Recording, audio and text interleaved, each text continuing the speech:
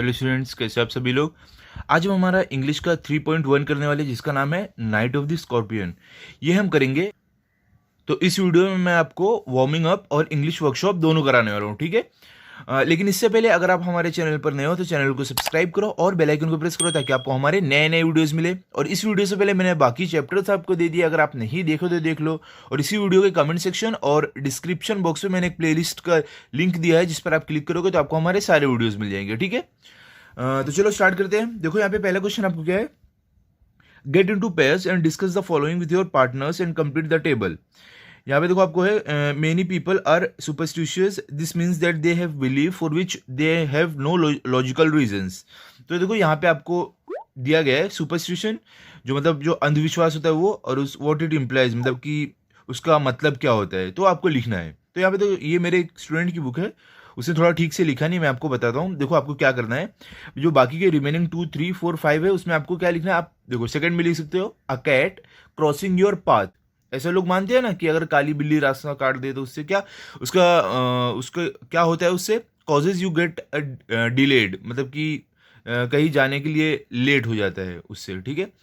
Third में क्या आप थर्ड में क्या लिख सकते हो, फ्राइडे द 13th। इससे क्या होता है, it is a bad day to do anything, the number in general is considered ominous. उसके बाद देखो आप क्या लिख सकते हो, फोर्थ में आप लिख सकते हो कटिंग नेल्स आफ्टर सनसेट। तो उससे क्या होता है, ब्रिंग्स बैड लक।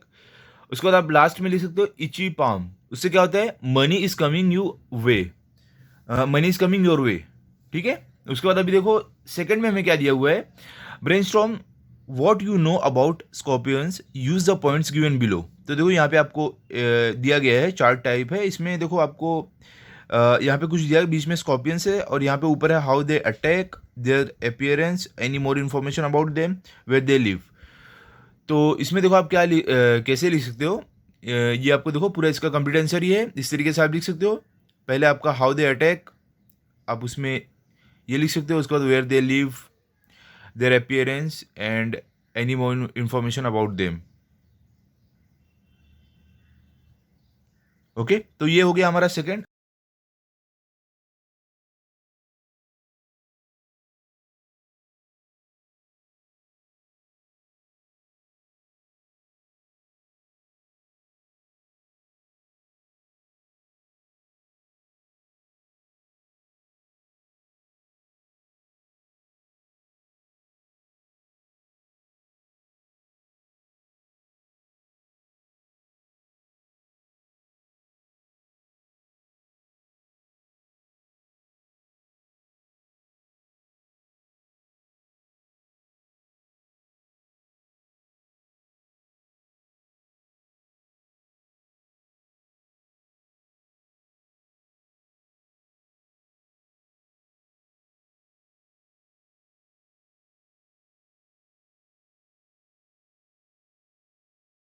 अभी आगे चलते हैं, अभी इंग्लिश वर्कशॉप में चलते हैं। हमारा यहाँ पे वार्मिंग अप कंप्लीट हो गया है। तो इंग्लिश वर्कशॉप में अगर आप यहाँ पे देखोगे, आपको क्या पहला क्वेश्चन क्या है, यहाँ पे आपको दिया गया है after reading the poem complete the following. What happens, there are three main parts of the poem, do you know what they are about? The first one is done for you.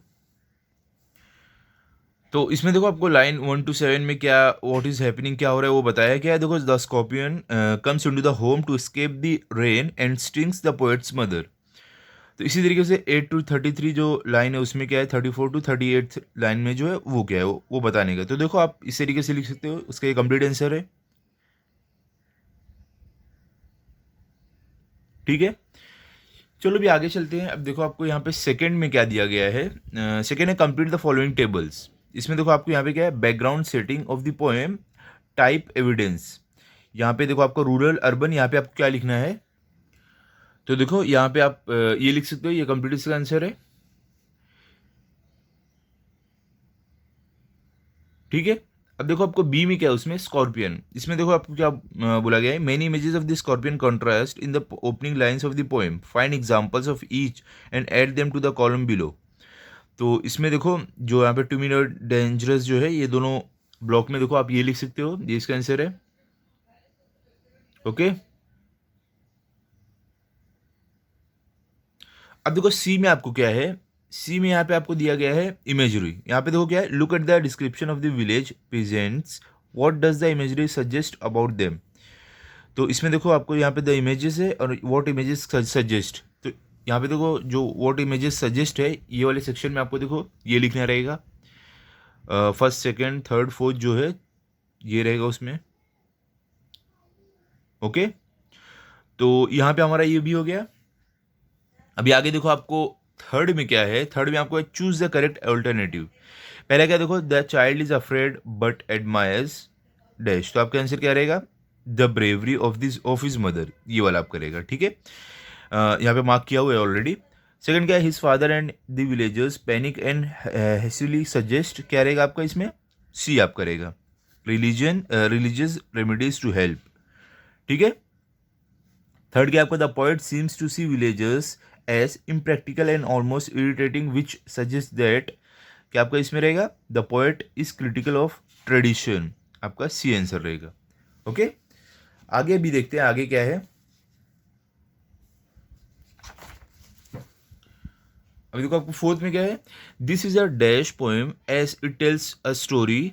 तो आपको क्या रहेगा, narrative, सी आपका answer रहेगा। Fifth क्या है, using the first person gives the feeling that it is told from dash, आपका answer क्या रहेगा, ए पर्सनल एक्सपीरियंस।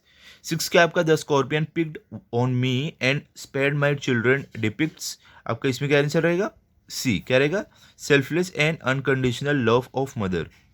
ठीक है, अब देखो सेवेंथ में क्या, the poem does not have any a rhyme scheme which means the poem is a perfect example of dash. तो आपके क्या रहेगा, फ्री वर्स, सी आप करेगा। ओके, आगे देखो अभी आपको एट्थ में क्या दिया है, the poem is titled night of the scorpions for the major part of the poem dash. तो आपको क्या रहेगा, B, the scorpion is the victor. ठीक है, अभी आगे देखो क्या है आपको नाइन्थ में, the peasants chant the name of God to, आपका आंसर क्या रहेगा, ए टू क्या रहेगा, आपका ए आंसर रहेगा, nullify the stinging experience. Tenth क्या आपका, the click of tongues reflects their dash. तो आपका आंसर क्या रहेगा, कलेक्टिव रिस्पॉन्स। ठीक है, बी आपका आंसर रहेगा। ओके, अब देखो आगे आपको क्या है, यहाँ पे फोर्थ में क्या आपको दिया हुआ है, from the poem provide evidence for the following. इसमें क्या आपका स्टेजेस और यहाँ पे एविडेंस। तो देखो A B C D E, तो इसमें जो आपको यहाँ पे लिखना रहेगा, तो देखो ये रहेगा, ये आंसर से देखो। ठीक है, इस तरीके से आप लिख सकते हो, इसका कंप्लीट आंसर है ये।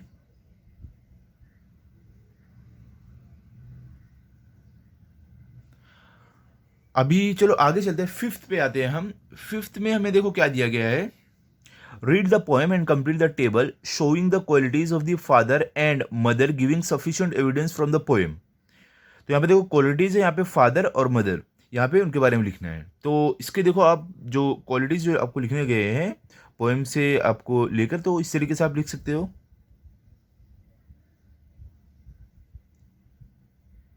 ठीक है, अभी आगे बढ़ते हैं। आगे देखो ए, यहाँ पे सिक्स में आपको क्या दिया गया है, सिक्स में आपको है match the figures of speech with the correct definition. आपका पहले क्या है, मेटाफर। तो मेटाफर जो आपको पहले है उसका क्या रहेगा, आपको बी, एन इम्प्लाइड कंपेरिजन। ठीक है, ये आप करेगा। ओके, उसके बाद क्या, एलिट्रेशन, एलिट्रेशन का आपका क्या रहेगा, सेकंड का ए रहेगा। क्या है आपका, the use of the same sound at the beginning of words. उसके बाद देखो क्या है, थर्ड क्या, ओनोमोटोपोइया, इसका क्या रहेगा आपका डी। ठीक है, ये आपका रहेगा क्या है, a word which resembles the sound it represents. उसके बाद देखो क्या आपका, फॉर द सिमिली, इसका आपका क्या रहेगा, सी।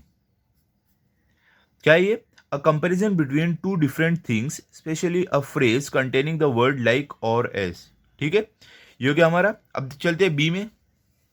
बी में आपको क्या, find examples from the poem that contain simile metaphor onomatopoeia. तो आप कैसे लिख सकते हो, इसमें सिमिली में देखो आप लिख सकते हो लाइक सॉर्म्स ऑफ फ्लाइज। उसके बाद मेटाफर में आप लिख सकते हो, मेटाफर में क्या आप लिख सकते हो, to paralyse the evil one. Onomatopoeia में आप लिख सकते हो, burst in the name of God click their tongues. Okay, अब देखो सेवेंथ में आपको क्या है, ये लास्ट है हमारा, नहीं लास्ट नहीं है, इसके आगे भी है अभी।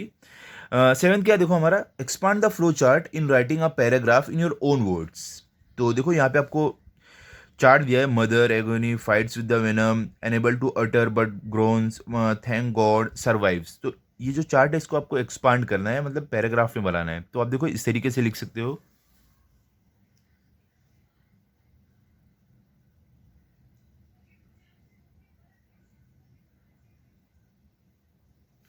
ठीक है, अभी आगे देखो यहाँ पे क्या रहेगा।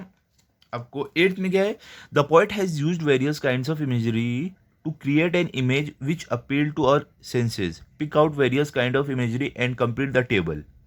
तो यहाँ पे देखो आपको टेबल दिया गया है, इसमें देखो क्या, visual imagery appealing two eyes, technical imagery, sense of touch, sound imagery, internal sensation, feeling and emotions.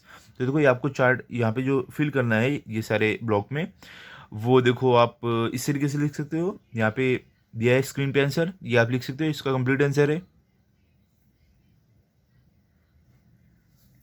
अभी देखो आपको आखिरी में क्या है, सॉरी नाइन्थ में क्या है, right an appreciation of the poem in a paragraph format. तो इसको देखो आपको यहाँ इस पोएम का एप्रिसिएशन आपको लिखना है, तो इस तरीके से आप लिख सकते हो, इसका कंप्लीट है आंसर है ये।